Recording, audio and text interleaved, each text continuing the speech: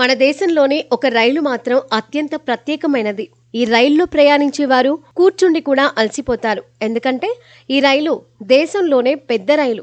ఇందులో చేసేది అలుపెరగని ప్రయాణం. అందరికీ అందుబాటు ధరలతో ప్రయాణికుల్ని తమ గమ్యస్థానాలకు చేర్చే అత్యుత్తమ రవాణా మార్గం ఈ రైలుదే. అందుకే సుదూర ప్రయాణాలు చేసేవారు ఎక్కువగా అత్యంత సౌకర్యవంతమైన చవకైన మార్గంగా రైలు ప్రయాణాన్ని ఎంచుకుంటారు.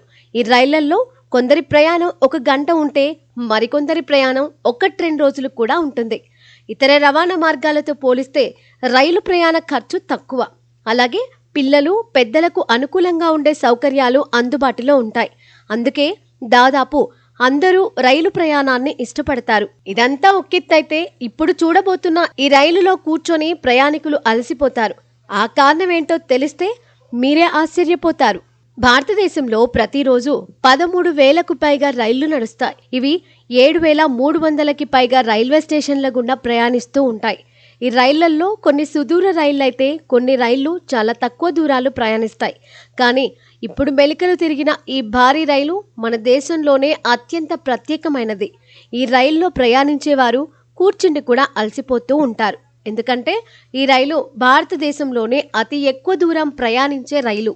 ఈ రైలు దాదాపు 4,200 కిలోమీటర్లకు పైగా దూరాన్ని కవర్ చేస్తుందట. ఇంత సమయం ఇంత దూరం ప్రయాణించే అతి భారీ రైలు ఇదొక్కటే. మన దేశంలో అస్సాంలోని దిబ్రూగఢ్ నుంచి బయలుదేరే వివేక్ ఎక్స్ప్రెస్ నాగాలాండ్, వెస్ట్ బెంగాల్, బీహార్, జార్ఖండ్, ఒడిశా రాష్ట్రాల మీదుగా ఆంధ్రప్రదేశ్లోకి ప్రవేశిస్తుంది. ఏపీలోని Palasa, Srikakulam road, Vizianagaram junction, Visakhapatnam, Duvvada, Samarlakota junction, Rajahmundry, Eluru, Vijayawada junction, Ongole, Nellore, Renigunta junction మీదుగా తమిళనాడులోకి ప్రవేశిస్తుంది. అనంతరం సేలం, కోయంబత్తూరు మీదుగా కేరళలోకి ప్రవేశించి అక్కడి నుంచి కన్యాకుమారికి చేరుకుంటుంది. ఈ మొత్తం ప్రయాణానికి ఏకంగా 5 రోజుల సమయం పడుతుంది. 9 రాష్ట్రాల మీదుగా ప్రయాణం సాగించే ఈ రైలు మధ్యలో 56 స్టేషన్లలో ఆగుతుంది. ఈ రైలుకు 2011-12 బడ్జెట్లో ప్రకటించగా స్వామి వివేకానంద 150వ జయంతిని పురస్కరించుకొని 2013లో ప్రారంభించారు. ఆయన స్మారకంగానే ఈ రైలుకు వివేక్ ఎక్స్ప్రెస్గా నామకరణం చేశారు.